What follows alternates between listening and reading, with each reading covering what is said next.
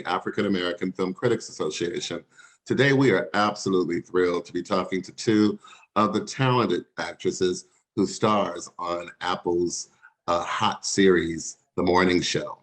We're going to kick things off by introducing you to the AFCA members who are taking part in our roundtable today, beginning with our facilitator, Katia Woods, from Philadelphia, but in New York today, Carolyn Hines in Toronto, Reginald Pounder in Chicago, Janita Davis in Indiana, Jill Monroe in LA, Niger, I don't know what market you live in. Washington, D.C. In the chocolate city, Washington, D.C. Ty Cole, also in New York, Karan Lenoir in Virginia, Dana Abercrombie in New York, and we are going to get started. So I'm going to get off and let you guys do what you do so well. I'll see you on the other side. Hello, Karen and Greta. This is Ty Cole with Your Voice Media. You both did an amazing job. So my question for you is this. Now, the show explored so many tough conversations, okay? Especially with the growth in the workplace. Specifically in episode 4, Mia, you fought for Daniel to moderate a big panel and was hit with Stella telling her that Daniel doesn't have the it factor per se. Now, with all that being said, do you feel the storylines for this season was a way to set up the change that we can possibly see with more people of color within that universe take the lead? And how can we progress moving forward? So let's start with you, Greta. That is a conversation that we had frequently on set while we were working. And I was so grateful. It was immediately apparent that I had found like a very incredible ally in Karen and Deshawn as well. And just having that was enormously, it was just comforting, and to have that support while we were navigating these questions, this question that you just asked about, how do we push for and advocate authentic stories for specifically the people of color on this show and this type of show, and fully acknowledging the infrastructure that we're stepping into. And I was new this season too.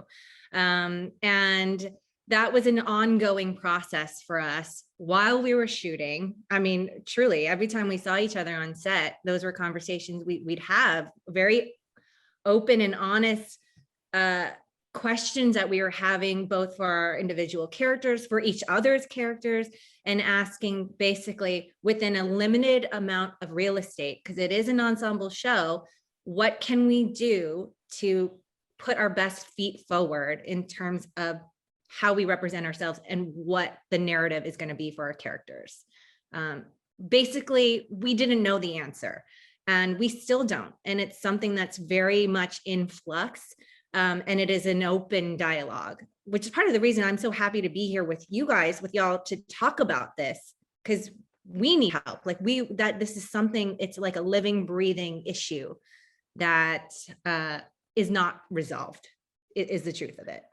And I also think, to Greta's point, we definitely did try to link up arms with each other and have these conversations frequently amongst each others and sort of present a creative coalition to the writer's room and to the producers and say, hey, this is the energy, or this is the conversation, or this is part of what feels authentic to me and my character and how they would navigate this, and what's your idea? And, it was not an easy conversation to have consistently. I think as an artist, you're not just dealing with your own set of circumstances about how far you want to push into that conversation, that collaboration. But for me, as a human being coming into the conversation, after having, witnessed everything that we saw months before with George Floyd and Ahmaud Arbery, I came into the creative process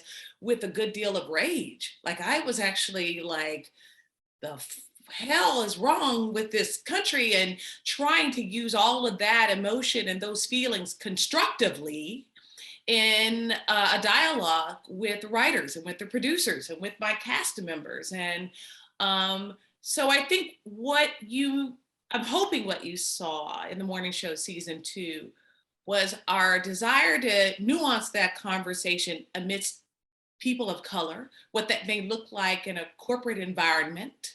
I do think that race and race politics is cumbersome because race itself is kind of an absurd concept. So I think part of my idea was, let's look at it from the function of what is systemic racism and how do we navigate our way through it as Mia Jordan and as Stella Bak and amidst all of these pressures and difficulties that we experience. Thank you both so much for your answer. I think this is a show that every journalist should watch. And thank you so much for bringing these stories to life. Hey everybody, Katya Woods, Cup of Soul Show. I'm going to piggyback of Ty's question, and it's nice to see the characters of color speaking about some of the inequities in the show and how they, how their characters. I love how Karen, your character is like, you're trying to navigate, and helping your fellow journalists, but at the same time, you want to protect your situation. How much say did you have in the development of your character and just, showing that, she is in a precarious position, just like a lot of people of color are when you are climbing up the ladder. You want to help your fellow people, but at the same time, you don't want to jeopardize your position. That hard balance. Yeah, I did have some influence on it in the conversation.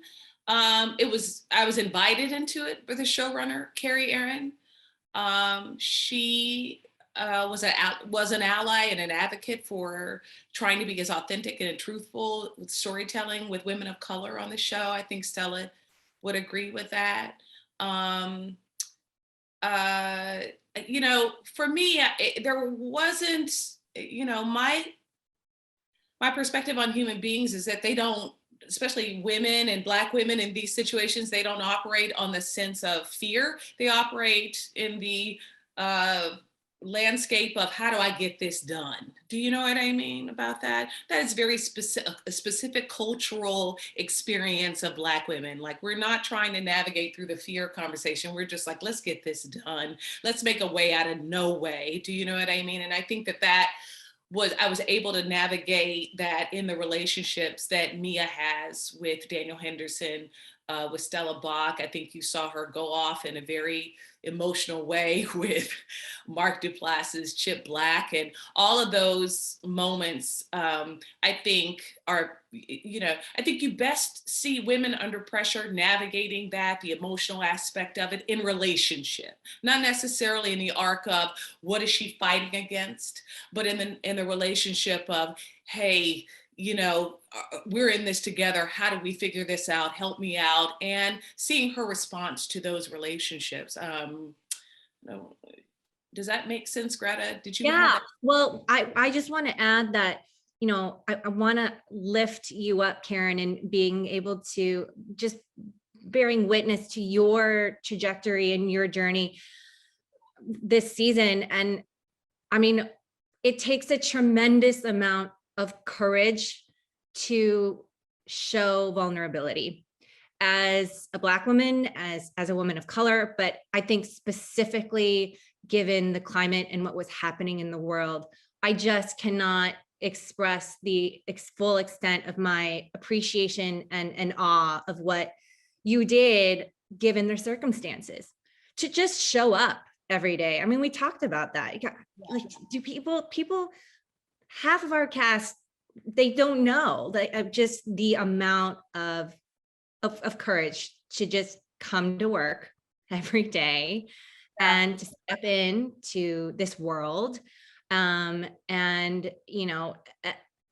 to be tasked with, it's a responsibility that none of us were taking lightly, especially the women of color, I would argue, to bring to life these characters and the responsibility, knowing that it's not enough just to show up and just to have an Asian character or just to have finally a Black producer. It's not enough. And the courage it takes in watching you, Karen, bring so much of yourself and your depth, that's something that the writers can't write, unfortunately. I mean, they can to a certain extent, but to bring that humanity to that person, I think that is something, that's everything. That's what makes it. Thank you, Greta. Greta knows. This is the first time I've seen Greta since we were on set together, and she knows what a challenge it. God, I can't believe I'm getting emotional. Okay, Don't look at makeup. Come on. Now I do have to go over there and start dabbing your eyes. It was such a challenge, and Greta knows that we were in the trenches together. We really were just trying to figure it out and support. And it was a pandemic. There was a lot of social unrest. Like it was a real trick coming back into this season and jumping in with everything we had. Yeah, there was no pretending that the world hadn't changed. And then to go back to work within this environment, how we were constantly asking ourselves, I mean, you know, and that constant workout too, that people of color go through, but it was just heightened even more so because of COVID, because of what happened with Black Lives Matter, this sea change that was so, I mean, with anti-Asian hate crimes, all of it. And none of it made sense. And all of that, we tried to, in some way, in our small way, in whatever way we could, honor these things that were happening and tried to like hold our colleagues responsible. Yeah, and to really be constructive in conversation on set and with these creatives and with these collaborators and on this platform, this huge platform that we were afforded to tell a story. For me, and I also think this is true for Deshaun and for Greta, it was very important that we take the opportunity and do the very best we could. Do you know what I mean? Like take it to the highest level that we could. So every moment that we were together and on set, it was about, you know, just don't fall down. Let's keep moving. Let's keep going to the next level. You know, you could get down on yourself in those situations, but to continue to try to strive for the best that you had, for excellence, right? That was the trick. Thank you so much. Thanks, Greta. Hi, Karen for Karen Talks for So Here's What Happened podcast. So my question is for both Greta and Karen. So you both just talked about uplifting each other and helping support each other throughout the filming. But I think what you were saying actually kind of plays into my question, because there's what was happening in real life is kind of reflected on the show, where both characters are in very extremely powerful positions in this news corporation. For Stella, she's a president of this network, and for Mia, she's a producer, and you're both having to stay in control at all times while you want to break down, while you have to take these small moments for yourself and either, like for Mia, she has a scene where she cries into her office and she expresses everything that's going on with Mitchell. And like for these two women, like it's hard to watch women in positions, especially women of color, we have to be strong all the time, but knowing that you want to let go, and then to have that play into what's going on in real life. Like, how did both of you cope with I guess you could say the mirroring of what was happening in real life, happening on set and happening in the scripts? Like, how are you able to like just push through, just like being able to like say, I have these two situations like coinciding at the same time? A lot of wine after work. You know, I think what I benefited from, I will say, what I benefited from was, you know, I had an entire season of creating the emotional landscape for Mia Jordan, what she had been dealing with emotionally with having left the relationship with Mitch Kessler. They gave me a lot of room, the writers and the producers gave me a lot of room to create whatever landscape Mia fell into after that workplace relationship ended. So when I started season 1 and she had been promoted to executive producer, I had all of that behind me and could focus on what it looks like for a woman of color to be empowered, but also to be empowered at a moment of enormous transition for this news program and trying to balance all of the personalities. When I came up to episode 8 and we had that moment that you were talking about when she has that monologue, it was a moment that Carrie Aaron, who's a showrunner, and I talked about exposing finally Mia's extraordinary fragility, what she's got underneath all of the surface of having to keep it together. So it was really just an exercise in letting it kind of ooze out as an actor and not letting it all fall out as I did in season 1 in episode 7, where she just lets everybody have it. This was really about a quiet moment of grief. Yeah. She was just grief stricken over what had happened. And quite honestly, that was very easy to tap into. I mean, in my own personal life, I've experienced a lot of grief. In the moment on set, we were all trying to figure out emotionally, as we talked about as a cast and as actors, we were all trying to figure out where we were in this big sea change of socio-political drama that was playing out in front of our eyes every night when we went home. Mhm. We were isolated because of the pandemic, so it was actually, it wasn't hard to tap into those emotions. They were right on the surface. And as an actor, you try to keep them there all the time. So I think, to answer your question, it was built into the character over time. It was a great opportunity to let it kind of spill out so that the audience would see what Mia was going through. Had a great director in Vic Mahoney. It was difficult, but it was all of that was working to the benefit of the character. I'm so glad that, and first of all, that scene was so exquisitely performed, Karen. I mean, I haven't been able to tell you enough just how beautiful that performance was. But I think that I'm so glad. I think we often have, this is, the tax that we have as non-white creatives. It's the added burden that we have that, we have to wear our race, our otherness as a coat in a way other colleagues simply just don't have to. And this question that we're constantly asking ourselves and working through is how it's that balance. How do we bring humanity into the roles that we play? So it's not just, I'm a figurehead for Asian Americans, or Karen is, a model for a Black woman in power, because it's just not enough. And I think that's something that we could continue to emphatically express to the producers and to the writers. And we're lucky that they could hear us and we're receptive to that it's not enough simply to put up these emblems of prototypes. You have to have scenes like the scene Karen had in episode 8, where you are showing depth and humanity that isn't just, I'm a strong Black woman, right? But it is a balance, right? It's how do we, within our roles as actors. That's the other thing, Karen and I, we joke all the time, we're just actors. Yeah. And sometimes, our job, it's like a pirate ship. And there's a clear system, a ranking order of power. And that's also a part of this for us. How do you advocate? How do you have input within the confines of the structure too? Great, thank you so much. And you both did a fantastic job with this season. Hi, I'm Jenny Davis with the Black Cape.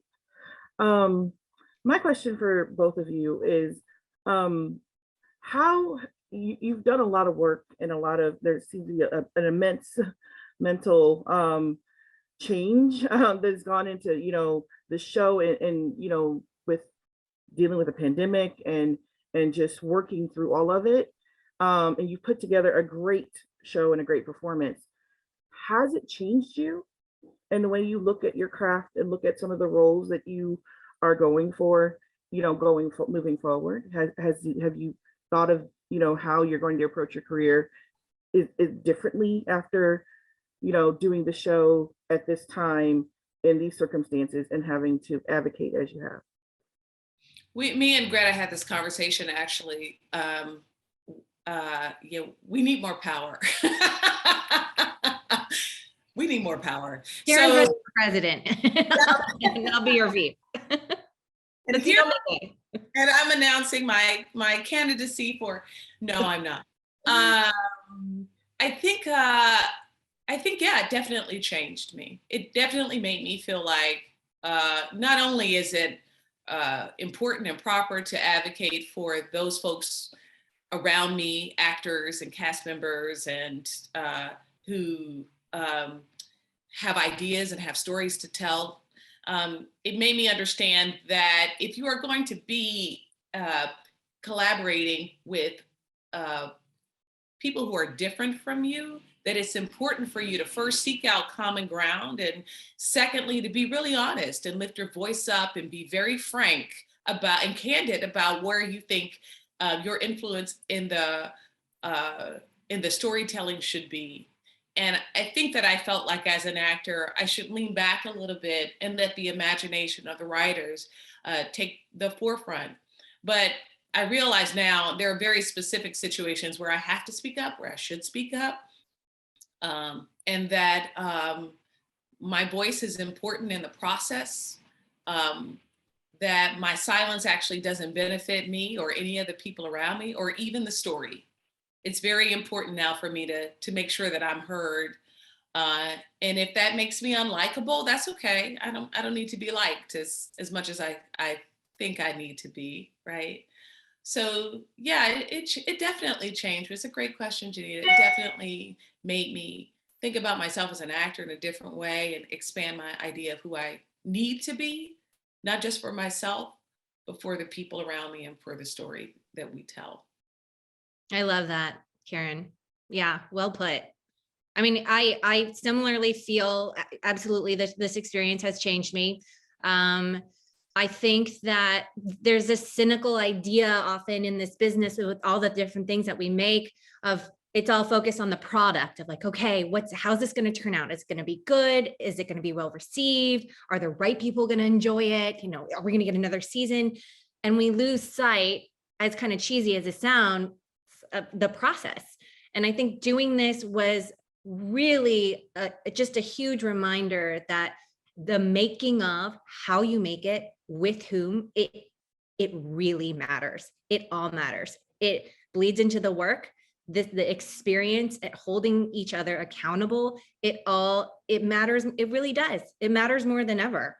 And it has made me feel that, you know, for future projects and for this show too, I look forward to us all coming back together again and continuing that and improving on that and how we hold each other accountable. Asking these really uncomfortable questions that seemingly don't have answers. And, you know, Karen, you bring up just the challenge for us to raise your hand and to say, hold on, Stella wouldn't talk like that. Or, you know, that doesn't make any sense. Or, you know, Stella and Mia wouldn't converse like that. And historically, unfortunately, because of systems of white supremacy and bias, you're not always received when you speak up, but constantly, I mean, it's like toning a muscle and reminding each other, raise your hand. It's gonna suck sometimes, and it's gonna feel really exposing to kind of stand up in sometimes white rooms, predominantly white rooms, but to just like hold hands and to do that. This show and this experience has really, inspired me and made me feel like we can. Let's keep this going. I think that that moment in episode 4 where Daniel sings his pain and his is a perfect example of this. When I first read the script for that episode, at that point, there's going through the process of editing and developing. When I first read it, there was no moment where Mia had a response to seeing, first of all, someone take over the show, and secondly, seeing her fellow African-American colleague, singing his heart out over something. And I remember that, Karen. You were like, I gotta say something here. I would say the sister would stand up and what the, know? So that moment where Mia says, what the fuck was that, Bojangles, was born out of that conversation. And all the sisters are laughing because we were all like, wait, what's happening? Because it was definitely that moment I said, listen, Carrie, there's no woman of color that would look at that and not, first of all, feel, that the ache of the sadness, the anguish of seeing another person of color going through that, but also is that minstrelsy? Is that what we're proposing for this show? Right? Is that what we're doing? And if it's not, can we speak to it? Can Mia say something after the show after the thing is done, after the event is done? And she was like, yeah. She was like, that's kind of ballsy. I was like, actually, that's just what Black women would do in that, you know what I mean? So that, so that's where that actual moment was. The Bojangles moment was born from that conversation. Again, lifting your voice up, raising your hand, saying, hey, I have an idea here. What do you think? And I mean, that's exactly, I mean, can we all appreciate and imagine the courage it takes? I mean, imagine Karen raising her hand and literally asking, hey, wait a minute, is that like minstrelsy? Right. Like, can you even imagine? That takes an incredible amount of boldness to state that, and thank God you did. And I will say that Carrie was like, do you know? She was like, wait, is it? Do you know? But part of that courage was created from having witnessed months of people lifting up their voices and linking arms up and seeing videos. And it was like, if we can't do it together, it's not going to get done. So, hey, let me say, you know what I mean? Like, how could we not speak up during this time? Yeah. How could we not? Have to. Yeah. Thank you. That's great life advice right there too. I love it. Thanks. Hello, Nadia Chambers here of Big Gold Belt Media. My question is for the two of you all. So, the main focus of this show and applies basically premised around the allegations of sexual assault and harassment, but also has very important and heavy other subplots and themes, including sexism, racism, the toxic culture in the workplace.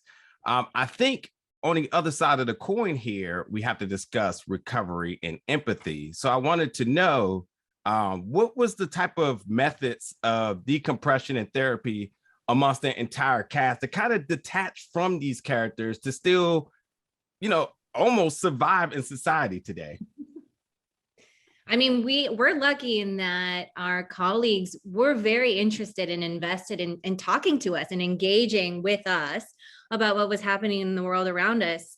I mean, specifically, not just about COVID, but specifically about race. So I think that, and remember, it was COVID. So we were trapped together and not seeing anybody else during this time when we were so incredibly unsure. I mean, honestly, we were like, is there a point in making this TV show right now? I mean, that was an actual question while the world felt like it was in a very shaky place. And that was really bonding for us, and just try to find the humor in the situation of, there's a global pandemic. We're in a fake restaurant set, sitting next to each other, having not seen anyone else outside of, the core group, and just, how absurd, the absurdity of the situation. I mean, it's good to laugh.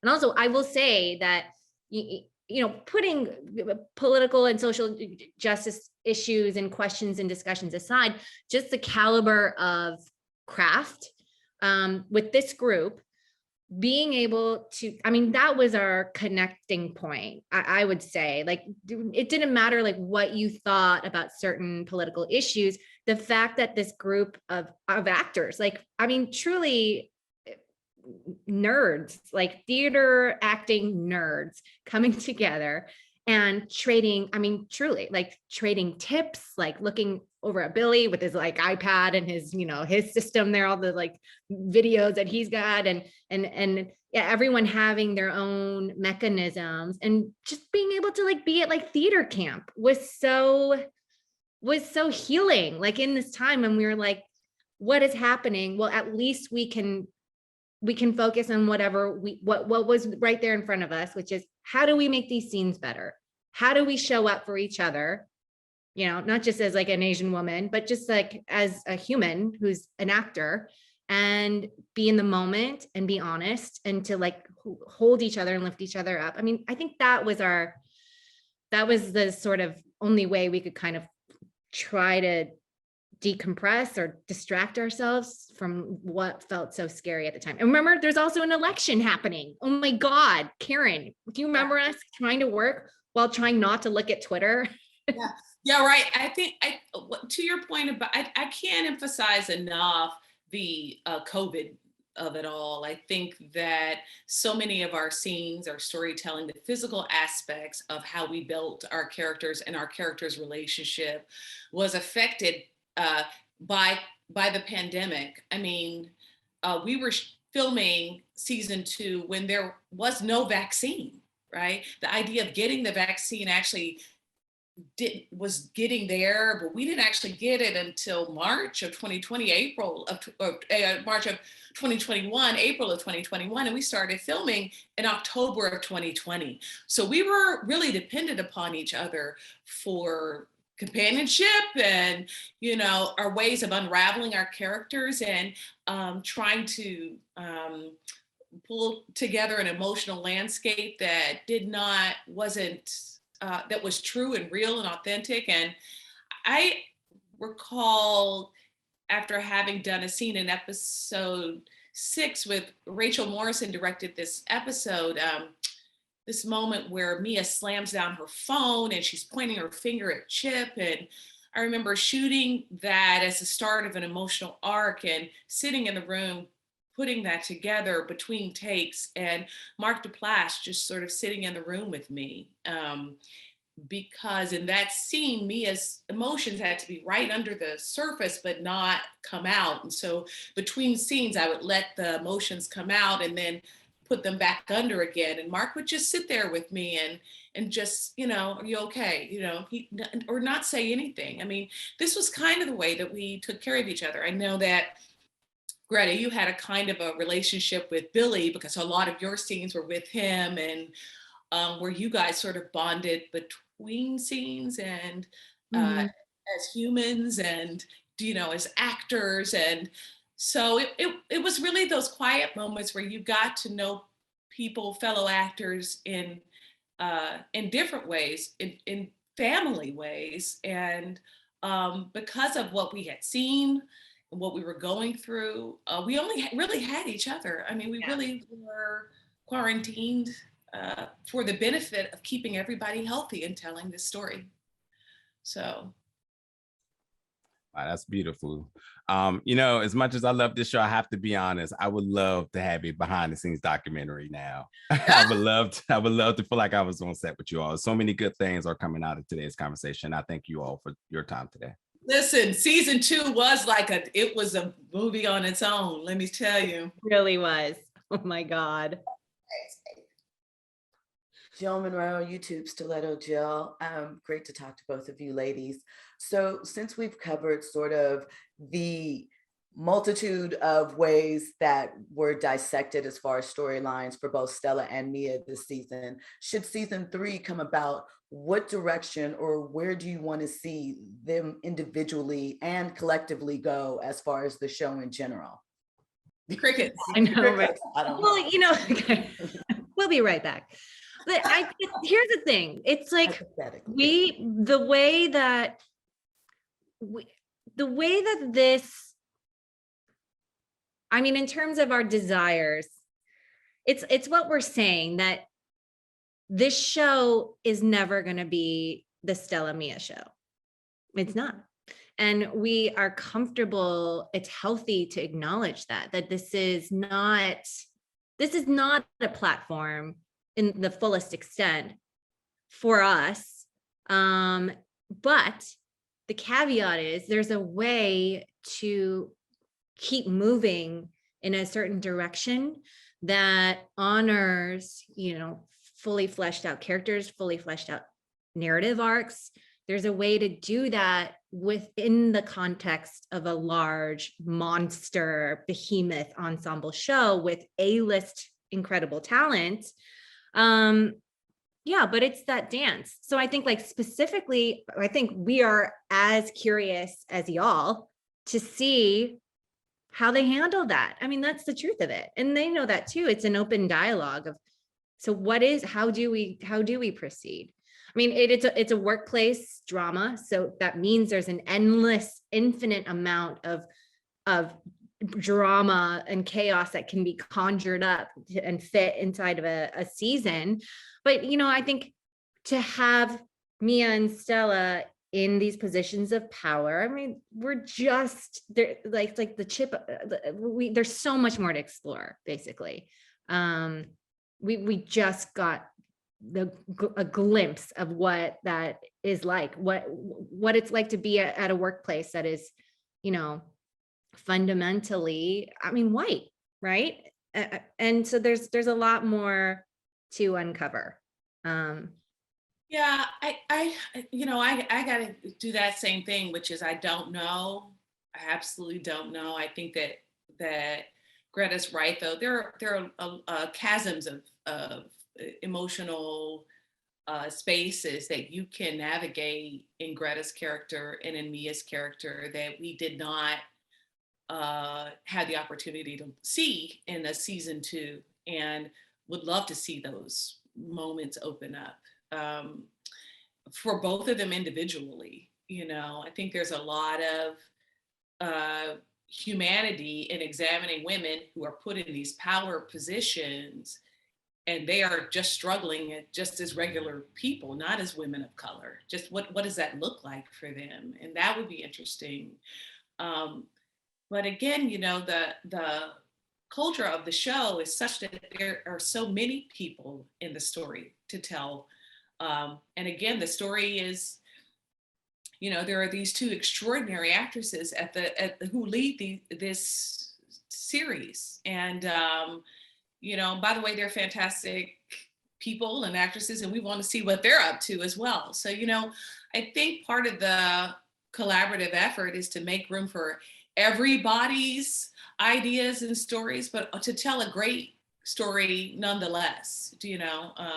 And I agree with Greta in that, like, you don't have to be out front. You just want to tell a great story for your character and her relationship and how it weaves in and out of the story. The shorter answer is I don't know, and I'll be interested to see what they come up for season 3. Thank you both. Amazing. I thoroughly enjoyed this season and your. Oh, I'm so glad. Dana Abercrombie, the Koalition.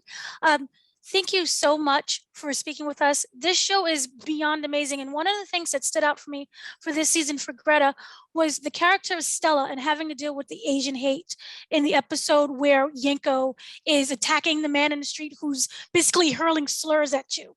But in the end, Stella ends up kind of having to discipline him for his actions. Can you talk about adding that layer of bringing in the Asian hate of what is really going on in the world and having that dynamic where even though he was standing up for Stella, you still had to discipline him for his actions? Yeah, that's a good question. You know, I have to be honest and just say that was really uncomfortable and hard for me. The decision to include that into this piece was one that was not simple. And while, I mean, so much of my experience on the show, it is meta in a way. I mean, given historically the socioeconomic position that Asian Americans specifically, our status where we are in relation to, you know, whites, Black communities, Latinx. I mean, this is all things that I was actively reconciling with personally. I mean, to be honest, like I was reading books like Minor Feelings and trying to figure out just to reach like a higher understanding of my community and the uncomfortable truths too of my community. And there was something to my joining this show. I mean, honestly, as crazy as it is, that reflected, okay, so I'm a new character on the show. I'm Asian, right? And there's a certain responsibility that I have to hold in terms of being that face.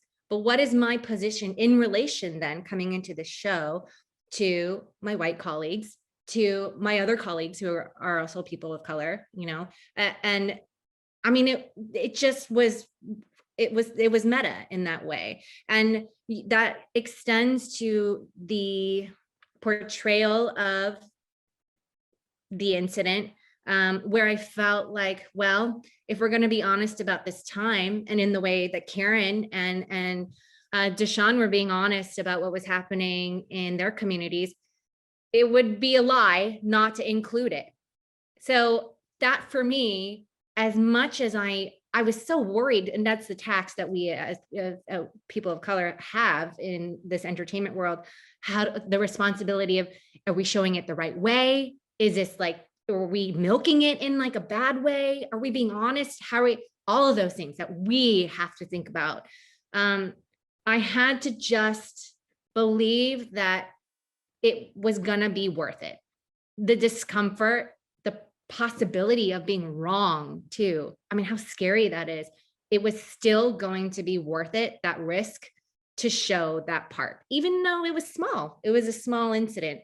And I think in terms of like how Stella responded then, I mean, both with Yanko and deciding to fire him anyways, and also with Daniel, and telling Daniel, you don't have the it factor. These things actually, though they may be controversial for me, I was relieved to see that they were after nuance in terms of these issues. It would have been a totally different story if you had Stella say, okay, I want to see change. I want to see less white faces. Daniel, yes, you know, or Yanko, okay, you're, you know, Latinx, you and I, we're best friends, but that's not how the world works.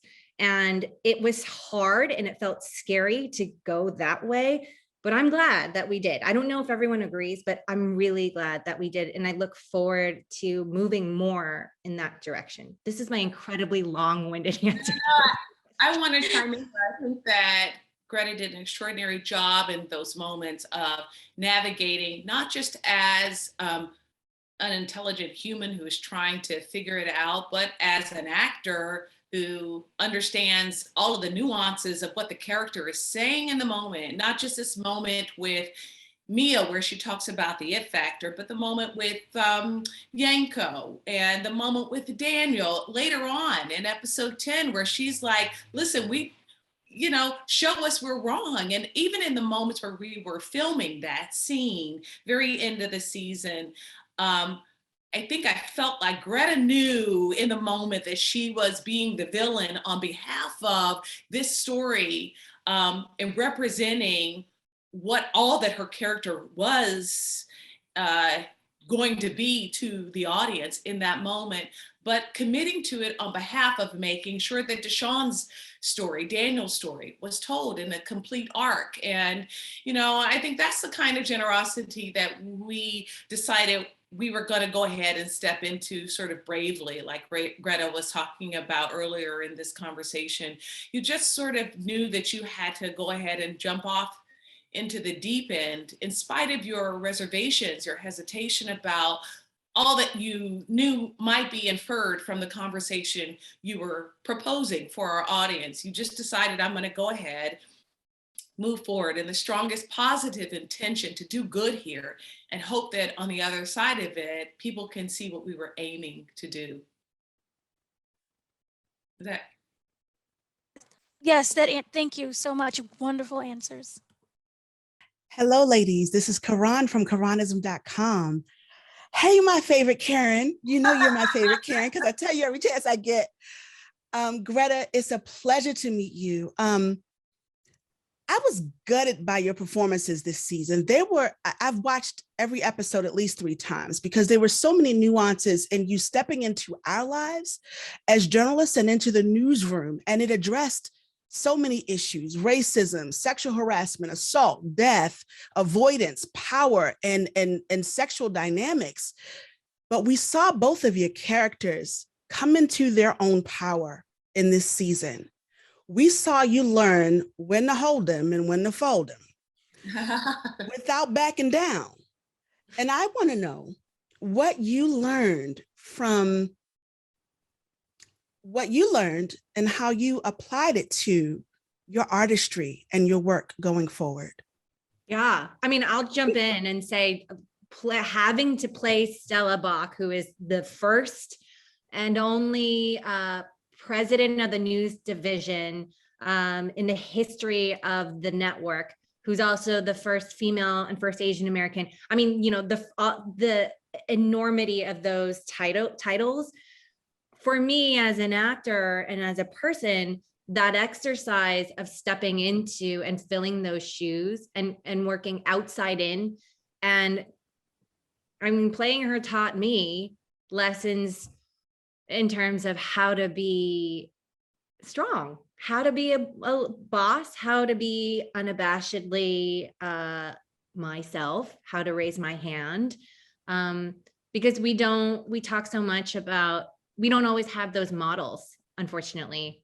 As women, specifically as women of color, looking around, there's not a plentiful kind of, you know, there's not a lot of models of how to be that. And I think in playing Stella and watching Karen play Mia, I mean, it really has been informative about how to stand in your truth, even when people don't agree, even when people think that you're weird or wrong or too young or too other or a threat or all of those things. Yeah, I'd like to think that those are the lessons that I've learned from her. I'm genuinely grateful, actually. Yeah, I mean, I think what I agree with Greta and everything she just said. You know, it's kind of weird, that whole idea of the first. It's a first. He's the first of the, you know, there is that extraordinary responsibility that comes along with that, you know. But I think one of the things that I learned was that it's important to shed that at some point and be about the business of working every day. Again, it was a meta experience. This show is uniquely American in that way. Like, I felt very American. Like, I was like, this is an American drama. Couldn't do this in the UK, or, you know, this couldn't be, you know, this is definitely an American drama where you're seeing all of these racial tropes pranced out right in front of you. And as, again, behind the scenes, we were exposed to so much around race politics and politics in general, you know, as a function of the weather that we were dealing with as actors in the moment. I mean, it was so meta. But yeah, at some point I realized the whole idea of representation was is a racket. Like, it was a sham. Like, I had to rid myself of it in order just to create a real human being walking around. And that's just straight old work. Do you know what I mean? It's what every actor had to do on set. And I can't act a Black woman. I can be a woman. You know, I can't act race. Do you know what I mean? All I can do is show up, and clearly I'm Black. You can't miss it. And just be just create the most truthful, real character that I can in the moment. And you know what, Karen, I've watched you grow over these years, and I've watched you on stage, on screen, on just you have my heart. You know that I tell you every chance I get. And Greta, it was a pleasure to be introduced to you and your work. I thank you both. But Greta, you made a statement earlier and you said, we're just actors. Honey, you're not just anything, you're everything. So thank you both. Extraordinary season. I adore you. Thank you. Oh, thanks. I don't even know how I'm supposed to follow that. I have no questions. Just forget it. maybe we'll talk about goats. No. Yes, we go back to the goats. Yeah. No. So you talk about uncomfortable questions and raising your hand. I have an uncomfortable question. Where is the joy in all of the people of color? There's no joy. You see other people having sex, people having intimate relationships. I mean, having these moments where they are decompressing themselves, but you do not see any of the people of color having joy. Please speak to that. So why don't you come with us for our first kickoff meeting? Reggie, we'll just throw you a text and you'll come with us and say exactly what you just said. But I mean, that what you're saying is it's not just this show, it's every show in America. I mean, we are, as we've witnessed, we are in the baby stages of understanding our race and our relationship to that. And, you know, to a certain extent, the industry is a reflection of that. It's like, we're babies. And the optimistic take is I am hopeful that we will get past the initial, okay, I'm showing up, Karen's showing up, Dan's showing, that we will be able to take the next step. And I think Karen was mentioning, it's basically a privilege to be able to show things that aren't specific to just our race on TV. For instance, for Stella to show, okay, well, actually, what is her home life like? Does she have a love life? What's her family like? What does she like to eat for dinner? I mean, all of these things that sometimes our colleagues, our white colleagues, take for granted. That is a privilege to be able to show those stories of joy, as you mentioned, of connection, or things that step outside of my struggles as an Asian American. I mean, we joke about this all the time, that I don't live my life like, here I am with my Asian laptop, lifting up my Asian hand to drink my coffee as an Asian. We don't live like that. You know, I'm a human first. So you're exactly right. That is the thing that we have to keep advocating for. It's not enough to have these characters show up and fight on behalf of our respective groups. It's not enough. We have to show them as people. But I'm optimistic. I think that we planted some seeds, and I'm hopeful, you know. I would agree. You know, there are other things other shows that we're on where we're going to be able to show how much fun and how laughter and etc.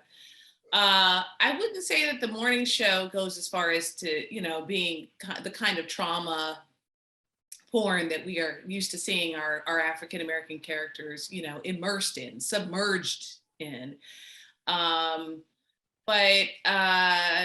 it was a tough season. It was an extraordinarily, it was a strange season, I would say. And there wasn't a lot of joy explored, but I also think that was a function of having to really tell a story around race and race politics, and that's cumbersome, you know. But I think that will probably be one of the things I take into my conversation with the producers for season 3, if we have a season 3 and we're all back for season 3. Like, where can we explore a more joyful storytelling? What's our desire to bring in some humor and fun into the character? I think that's a great place to start, because I don't really know entirely where to bring that in, but I appreciate the question. Yeah. I will tell you, I have a lot of joy in portraying Mia Jordan. We don't get us wrong, we have a lot of fun. We have a good time behind the scenes. It's a laugh riot. Yeah, it really is. Well, I appreciate it. I will tell you right now, I wouldn't want to be your characters because I don't see that joy. I see the struggle. The struggle is so heavy. Yeah. So that's why I asked the question. But I really appreciate you guys' answer, and thank you for your performances and for showing up with saying that you guys are raising your hand. So I really appreciate that. Thank you so much. Greta and Karen, thank you for being just who you are. We love this show and we love the two of you on it. On behalf of the world's largest group of Black film and TV critics, thank you for your time and thank you for watching Africa Roundtables. Have a great day.